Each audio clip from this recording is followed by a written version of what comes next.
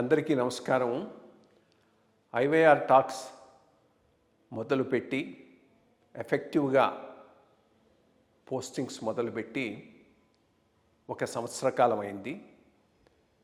ఈ సంవత్సర కాలంలో సబ్స్క్రైబర్స్ బేసు 3,000 నుంచి 33,000 దాకా పెరిగింది. ఐవైఆర్ టాక్స్ను ఆదరిస్తున్న మీ అందరికీ నా ధన్యవాదాలు. భవిష్యత్తులో కూడా ఇదే రకంగా ఐవైఆర్ టాక్స్ని మీరు ఆదరిస్తారని ఆశిస్తూ ఉన్నాను. Thank you. అందరికీ నమస్కారం. ఐవైఆర్ టాక్స్కు స్వాగతం.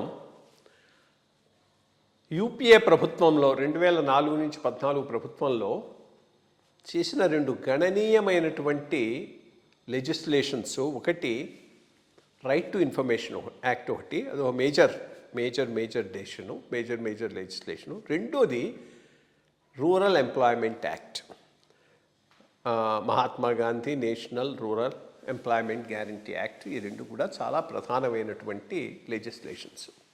ఎంజీఎన్ఆర్ఏ యాక్టు చాలా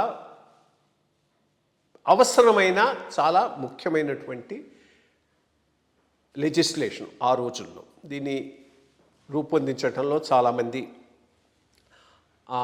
లెఫ్ట్ లీనింగ్ ఇంటెలెక్చువల్స్ చాలా ఇంపార్టెంట్ రోల్ ప్లే చేశారు. ప్రధానంగా రైట్ టు ఎంప్లాయ్మెంట్ అనేది ఒకటి రికగ్నైజ్ చేసి, ఎవరైనా మాకు పని కావాలి అని వచ్చి అడిగితే వాళ్ళకి ఇచ్చే రకంగా దీన్ని రూపొందించడం జరిగింది.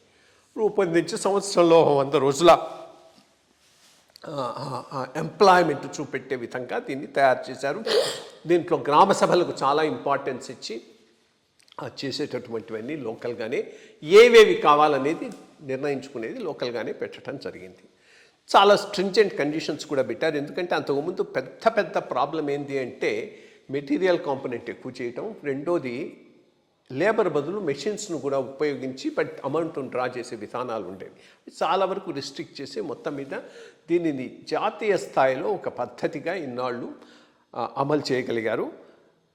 ఈ 10 ఏళ్ళు కూడా ఎన్టీఏ గవర్నమెంట్ కూడా దీన్ని కొనసాగించడమే కాదు, అలొకేషన్స్ ఇయర్ బై ఇయర్ పెంచుతూ పోయింది.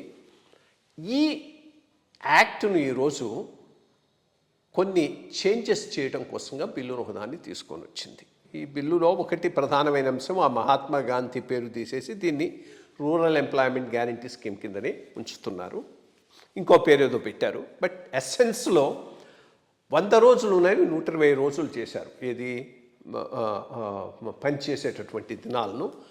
బట్ బాగా హార్వెస్టింగ్ జరిగేటటువంటి, సోయింగ్ జరిగేటటువంటి వ్యవసాయానికి సంబంధించి చాలా అవసరమైనటువంటి సమయాల్లో దీనిని అమలు చేయడానికి వీల్లేదనేది ఒక 2 నెలల పీరియడ్లో ఒక కండిషన్ను తీసుకొని వచ్చారు. రెండోది, అంతకుముందు ఇది ఓపెన్ ఎండెడ్గా ఉండేది. ఎవరైనా వచ్చి ఎంప్లాయ్మెంట్ అని అడిగితే ఇవ్వాలి.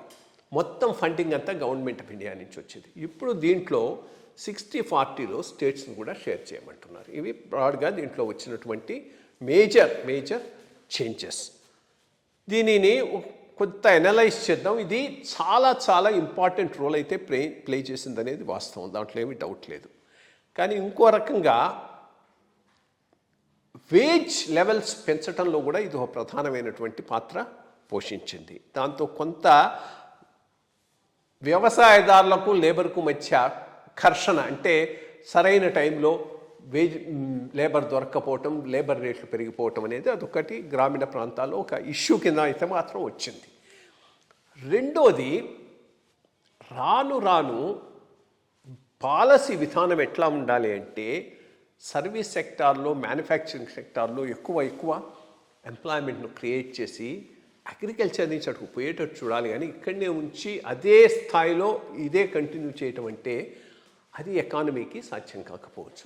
ఓపెన్ ఎండెడ్గా ఉండే కొద్దీ బడ్జెట్స్ కూడా చాలా పెద్దవవుతూ ఉంటాయి. పెద్ద బడ్జెట్లు అయ్యేటప్పటికి వాటిని మోయటం కూడా కష్టం అవుతుంది. ఇది గమనించి దీన్ని ఓపెన్ ఎండెడ్గా కాకుండా చేసి దీన్ని స్టేట్ను కూడా షేర్ చేయమంటంలో ప్రధానమైన ఉద్దేశం ఏంటంటే, ఇంత పెద్ద ప్రోగ్రాము, ఇంత రూరల్ లేబర్కు అసిస్ట్ చేసే దాంట్లో స్టేట్ కూడా పార్టిసిపేట్ చేస్తే అంత బర్డన్ సెంట్రల్ గవర్నమెంట్ మీద లేకుండా దీనిని అమలు చేసేటటువంటి విధానం ఉంటుందని 3-4 ప్రవేశపెట్టారు. ఇది బిల్ రూపంలోనే ఉంది. తప్పకుండా దీని మీద పెద్ద ఎత్తున చర్చ అయితే జరుగుతుంది. చర్చ ఇంకా కొన్ని మార్పులు చేర్పులు దీంట్లో వచ్చేటటువంటి అవకాశం ఉంది. కానీ ఏదైనా ఒక ప్రోగ్రామ్ కాలాన్ని బట్టి మారాల్సినటువంటి అవసరం ఉంది. ఇది ఇంప్లిమెంట్ చేసిన రోజు చాలా చాలా మేజర్ ప్రోగ్రాము, అవసరమైన ప్రోగ్రాం. కానీ ఈ రోజున్న పరిస్థితిలో కొంత దీన్ని ఆ స్థాయిలో కాకుండా ఇంకో రకంగా చేయొచ్చా, దీన్ని కొంత లేబరు అగ్రికల్చర్ నుంచి మ్యానుఫ్యాక్చరింగ్ సర్వీస్ సెక్టర్కు పోయేటట్టుగా ప్రోత్సహించేటట్టుగా ఉండేటట్టుగా దీన్ని డిజైన్ చేయటం బెటరా అనేది తప్పకుండా ఆలోచించాల్సిన విషయం.